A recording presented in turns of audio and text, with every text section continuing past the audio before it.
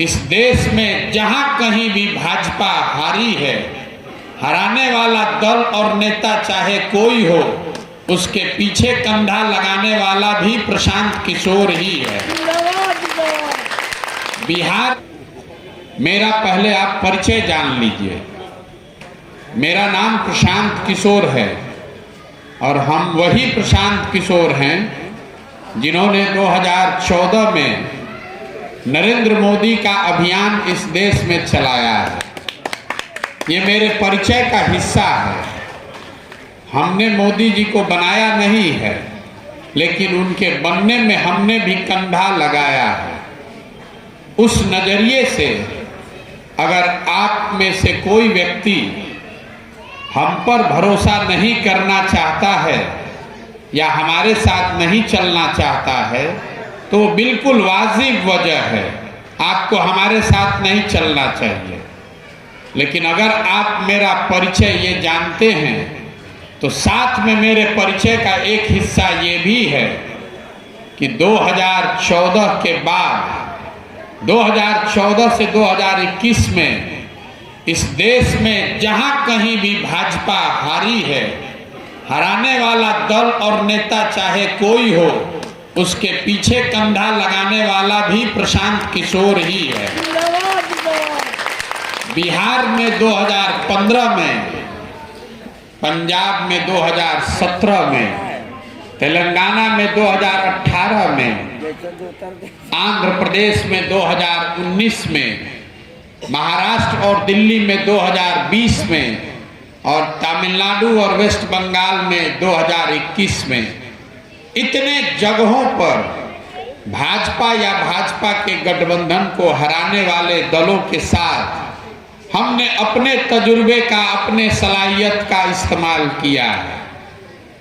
अब लेकिन मैंने वो 10 साल काम करके वो छोड़कर हम यहाँ बिहार में गांव-गांव घूम रहे हैं। मुसलमानों को बड़ी चिंता है, भाई ये जन सुराज क्या है, क्या करें, अगर इनके साथ जाएंगे तो कहीं हमारा वोट बट जाएगा, भाजपा को फायदा हो जाएगा। तो एक बात आप इत्मीनान रखिए, आप वोट जाकर बिल्कुल लालटेन को, महागठबंधन को ही दीजिए, हमको उससे कोई दिक्कत नहीं है। लेकिन इस बात को समझिए कि आखिर ये जन सुराज अभियान है क्या और इससे आपके समाज के, आपके बच्चों के जीवन में क्या परिवर्तन आ सकता है। वोट आप बिल्कुल जाकर लालटेन को ही दीजिए, इंडिया अलायंस को दीजिए, कोई दिक्कत नहीं है। हम तो चुनाव नहीं लड़ रहे हैं, हमने तो कोई दल नहीं बनाया है, तो घबराइए नहीं कि आपका वोट बांटने कोई आया है। और दूसरी बात ये समझिए कि आपकी इतनी ताकत भी नहीं है कि आप किसी को जिता और हरा दें। इसलिए नहीं कि आपकी संख्या कम है, संख्या में तो आप सबसे ज्यादा हैं, लेकिन राजनीतिक सलाहियत में आप सबसे नीचे हैं। मुसलमान लोग ये कहते हैं कि हम लोग आर्थिक, सामाजिक तौर पर बहुत पिछड़े हैं, तो मैं रोज मन से कहता हूं कि दलितों के बाद सबसे ज्यादा गरीब, बदहाल, फटेहाल यहाँ बिहार में मुसलमान है।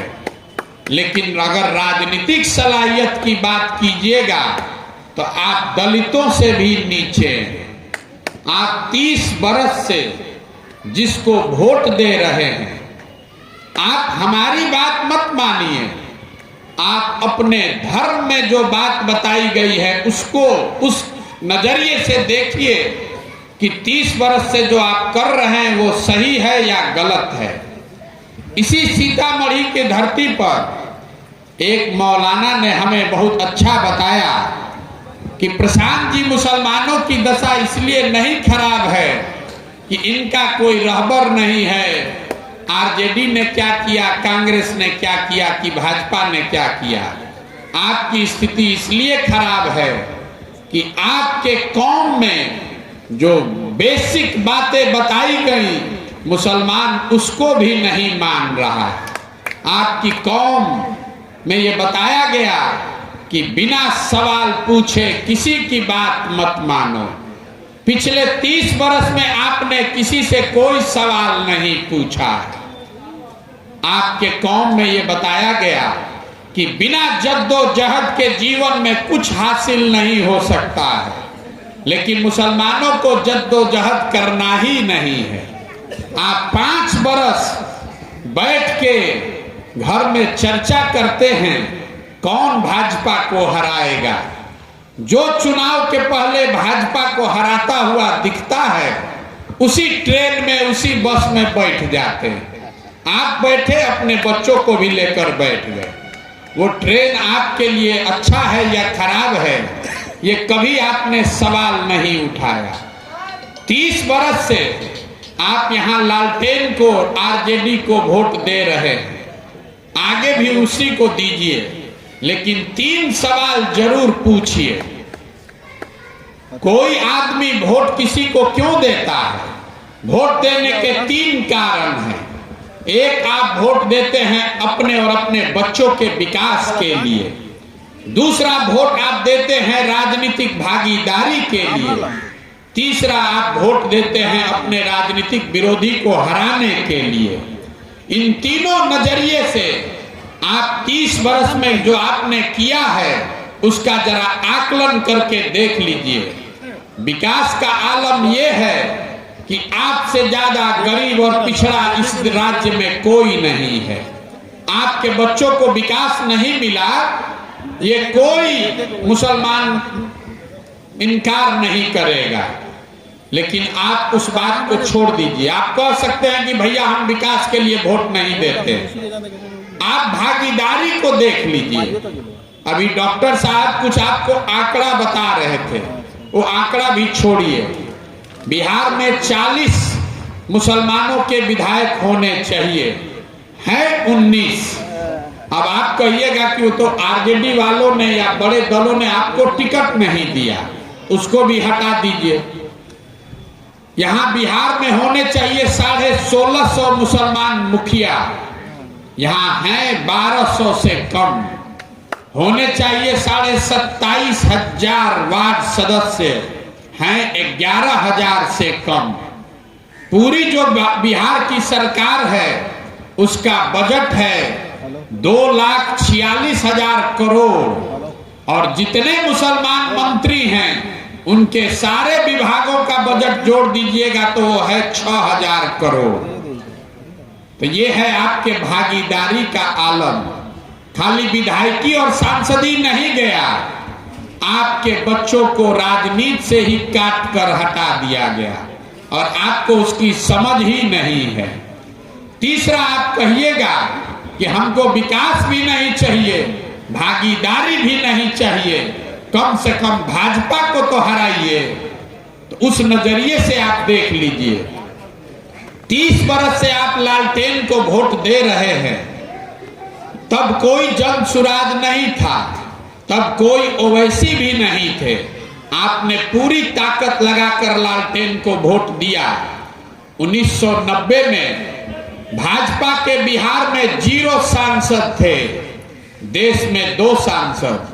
आज भाजपा गठबंधन का यहाँ 39 सांसद है, देश में 300 से ज्यादा।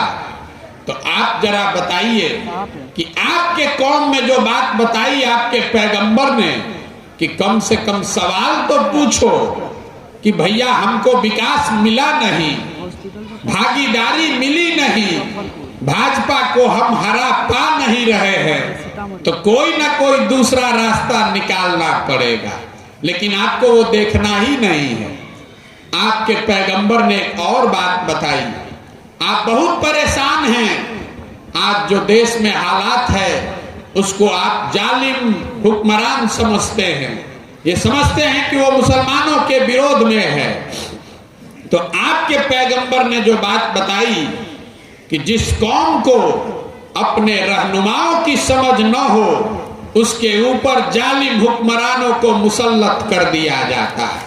तो जब आपको वो समझ ही नहीं है कि आपका रहनुमा है कौन, तो आपके ऊपर जालिम हुक्मरान तो रहेगा ही रहेगा। ये बात हम नहीं कह रहे हैं, आपके पैगंबर ने कहा। आप तो अपनी पैगंबर की बात को नहीं मान रहे और फिर रो रहे हैं कि हमारे हालात बहुत खराब हैं। मेरे भाई, हम इतना ही आपको बताने आए हैं, सवाल करना शुरू कीजिए।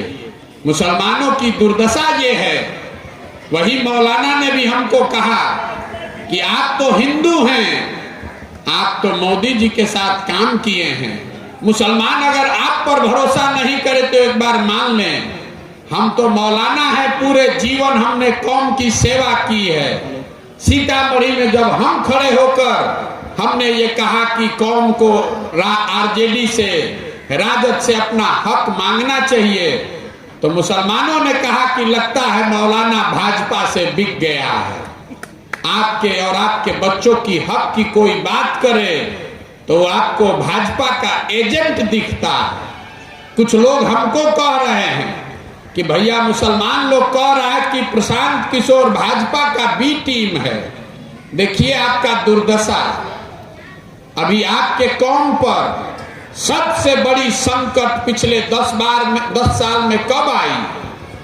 जब इस देश में CANRC लागू करने का प्रयास किया गया। वो इतनी बड़ी संकट थी कि आपके घरों की महिलाएं बाहर निकलकर धरने पर बैठी थी। इस देश में CANRC को कैसे रोका गया? मैं आपको इस मदरसे के इस जगह से तारीख नोट करा रहा हूं। 2 मई 2021 को CANRC रुका उस दिन, जिस दिन 2 मई 2021 को भाजपा को बंगाल में शिकस्त दी गई। आपके धरना देने से CANRC नहीं रुका, आपके भाषण तकरीर से CANRC नहीं रुका। जिस भाजपा के नेताओं ने CANRC का क्रोनोलॉजी बताया था, बंगाल में जिस दिन उनको शिकस्त दी गई, उसके बाद अब कहता है कि देश में कोरोना है, बाद में लागू होगा। तो जब बंगाल में लड़ाई लगी, आपके गर्दन पर तलवार लटका, तो जरा अब ईमान की बात करने वाले मुसलमान अपने दिल पर हाथ रखकर पूछिए कि बंगाल में आपकी मदद करने के लिए कौन खड़ा हुआ? जब पूरे देश ने ये मान लिया कि कोई भाजपा को बंगाल जीतने से नहीं रोक सकता है, तब आपका कौन रहबर, कौन रहनुमा बंगाल गया था? लालू यादव नहीं गए थे, तेजस्वी अखिलेश राहुल गांधी नहीं गए थे, आप भी नहीं गए थे। 2 लाख संघ के लोग गए थे बंगाल में भाजपा का चुनाव लड़ाने, तब आप भी नहीं गए थे।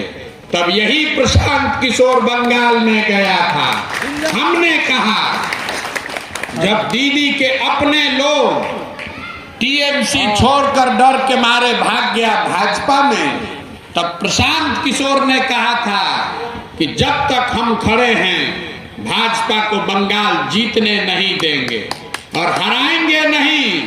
100 के नीचे नहीं किया तो जीवन में संन्यास ले लेंगे। हमने भाजपा को रोका 77 पर, तो हम हो गए भाजपा के एजेंट, और आप घर में बैठ के यहाँ लालटेन को वोट दे रहे हैं, अपने बच्चों की किस्मत में बंधुआ मजदूरी लिख रहे हैं। तो आप हो गए हमको सर्टिफिकेट देने वाले। हमको आपका सर्टिफिकेट नहीं चाहिए। अरे आप हमारा मदद क्या कीजिएगा? आपको लगता है कि हम जाएंगे तो मदद करेंगे? हमको आपका मदद नहीं चाहिए। हमको इतना कमजोर मत समझिए।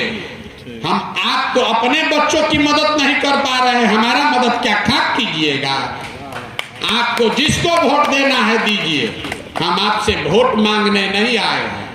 लेकिन गांधी की जिस विचारधारा को लेकर हम चले हैं, जिस गांधी की व्यवस्था को फिर से इस देश में पुनर्जीवित करना चाहते हैं, उस व्यवस्था में जब तक हम 20% अकलियत के भाइयों को साथ लेकर न चलें तो व्यवस्था मुकम्मल नहीं होती है। इसलिए आपसे बात कर रहे हैं। चुनाव जीतने के लिए हमको आपकी कोई जरूरत नहीं है। बिहार में 80% हिंदू रहता है, अगर 50% भी उसमें हम वोट ले लेंगे तो 40% वोट लेकर बिहार हम जीतेंगे। इतनी सलाहियत ऊपर वाले ने हमको दिया है कि 80% हिंदू में आधा वोट कैसे लेना है, तय आपको करना है कि आपको अभी साथ में चलना है कि हमारे जीतने के बाद चलना है, क्योंकि चलना आपको जन सुराज में ही है। यही वो पौधा है जो आगे बढ़ेगा तो आपके बच्चों को फल भी मिलेगा और आपको छाया भी मिलेगी। न तो लालटेन का ये सड़ा हुआ बूढ़ा पेड़ को खून से भी सींचिएगा तो न उसमें फल मिलना है, न उसमें आपको छाया मिलनी है। लेकिन एक बात याद रखिए, अभी आपको आए हैं निमंत्रण देने, वोट का नहीं, साथ में चलने का। वोट दीजिए जाके लालटेन को, लेकिन अपनी दुआ और अपने बच्चों को भेजिए जन सुराज में। हम आपके बच्चों को लड़ाएंगे, हम आपके बच्चों को राजनीति सिखाएंगे, अपना संसाधन अपनी बुद्धि लगाकर उसको जिताएंगे। आप हमको आपसे यही मदद मांगने आए हैं। वोट एकदम दीजिए लालटेन को, लेकिन आपके समाज में अगर कोई बच्चा है जिसमें वो जज्बा है, ताकत है कि वो मुखिया बन सकता है, वो विधायक बन सकता है, जिला पार्षद बन सकता है, तो उसको हमारे पास भेजिए। हम उसको सिखाएंगे, उसके पीछे वो व्यवस्था संसाधन सब लगाएंगे ताकि वो जीत कर आए। यही आपको ऑफर देने आए हैं, यही प्रस्ताव देने आए हैं। आप सुधरिएगा नहीं, वोट तो आप लालटेने को दीजिएगा। मुसलमानों की दुर्दशा देखिए, हमारे अभियान को कहता है कि कितना पैसा खर्चा कर रहे हैं, जरूर भाजपा का आदमी ही पीछे होगा। मेरे भाई, फिर वही बात कहूंगा पैगंबर वाली, एक बार सवाल तो पूछो, 30 बरस से जिस लालटेन को वोट दे रहे हैं, लालटेन के लोग राजनीति करने के लिए पैसा कहां से लाते हैं? बिहार से बाहर तो कोई नहीं जानता है लालटेन को। इसी बिहार में आपके बच्चों का हक लूट कर जो पैसा ले जाते हैं, उससे वो राजनीति करते हैं। और हमारी बनाई हुई 1-2 नहीं 6 राज्यों में सरकार है, तमिलनाडु में, तेलंगाना में, आंध्र प्रदेश में, पश्चिम बंगाल में वो लोग सरकार चला रहे हैं जिनके बनने में हमने कंधा लगाया है। तो हमको अपने अभियान चलाने का पैसा नहीं मिलेगा, हमको इतना आप कमजोर समझते हैं, लेकिन हम मजबूती से लड़ रहे हैं। तो आप कह रहे हैं कैसे इनके साथ जाएं? जरूर भाजपा वाला होगा। अगर हम मजबूती से नहीं लड़ते तो मुसलमान ही कहता कि आदमी तो बहुत होशियार है, लेकिन मजबूती से लड़िए नहीं रहा है, कैसे इसके साथ जाए? ये शक आपका हम पर नहीं है, ये शक आपका अपने आप पर है। आपका आत्मविश्वास खत्म हो गया है। जहां पर 60% मुसलमान है ढाका में, वहां पर भाजपा का विधायक है। कटिहार में 50% मुसलमान है, वहां दुलाल चंद गोस्वामी एमपी है। अररिया में 50% मुसलमान है, वहां भाजपा का सांसद है। बाजपट्टी और सुरसंड में कौन विधायक है ये आपको मालूम है, हम गिनवाना नहीं चाहते। अरे आपको दूसरे पर अविश्वास नहीं है, आपका विश्वास अपने आप पर खत्म हो गया है। आप जीतने का बात क्या, लड़ने का बात भी नहीं सोच रहे। मुसलमान कहता है कि हम अल्लाह को छोड़कर किसी से नहीं डरते हैं। मेरे भाई, आपसे ज्यादा डरा हुआ कौन कोई देश में है नहीं। आप इतने डर गए हैं कि जहां आपकी 1 लाख की आबादी है, वहां पर आपका एक बच्चा भी हिम्मत नहीं करता है चुनाव लड़ने का। और मुसलमान खुद कहता है कि भैया हम नहीं लड़ेंगे, हिंदुए लड़ाइए, हम लोग पीछे से हैं।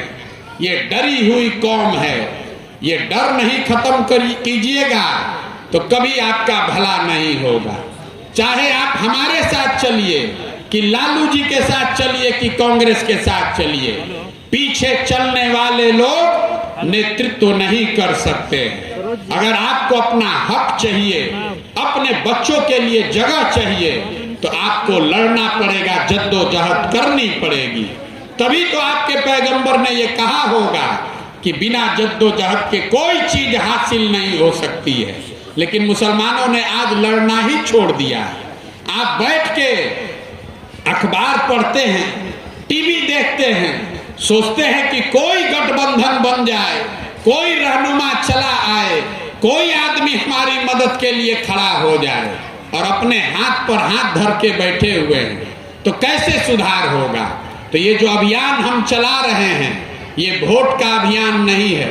जरा सोचिए, 60 वर्ष तक जब संघ था, भाजपा नहीं थी, लेकिन संघ में लोग थे, वोट चाहे जिसको भी देते थे। तो आप जनसुराज में जुड़िए, अपने विचारधारा को मजबूत बनाइए, अपने बच्चों को राजनीति के लिए तैयार कीजिए। दल जो है उसको वोट दीजिएगा, और जब आपकी ताकत हो जाए तब दल बनाइएगा, तब लड़िएगा। अभी तो आप प्रयास ही नहीं कर रहे। जब लड़िएगा नहीं तो जीतने और हारने का सवाल कहाँ है? तो जनसुराज वो व्यवस्था है। आप पैसे का चिंता मत कीजिए, साधन व्यवस्था का चिंता मत कीजिए। लड़ने वाले लड़कों को हमारे पास भेजिए, चुनकर भेजिए, हम उसको लड़ाएंगे। इसी सीतामढ़ी में अगर हम मुसलमान को लड़ा दें, कोई कह रहा था अभी कि भैया मुसलमान को टिकट दीजिए, आप जिता सकते हैं। हम मुसलमान को लड़ाएंगे तो एक एक मुसलमान कहेगा देखिए भाजपा का एजेंट है, हम लोग को बांटने के लिए मुसलमान को लड़ा रहा है। अगर हम मुसलमान को नहीं लड़ाएंगे तो आप ही कहिएगा कि भी तो बड़ा बड़ा बात कहे, लेकिन मुसलमानों को इन्होंने भी भागीदारी नहीं दी, हम तो दोनों ओर से मारे जाएंगे। इसीलिए हमने आपको ऑफर दिया है कि आप अपना प्रस्ताव पारित कीजिए और महागठबंधन को कहिए कि इतने दिन तुम्हारे उम्मीदवारों को हमने वोट दिया है, एक बार मुसलमान समाज के आदमी को टिकट दो सीतामढ़ी से। और अगर वो नहीं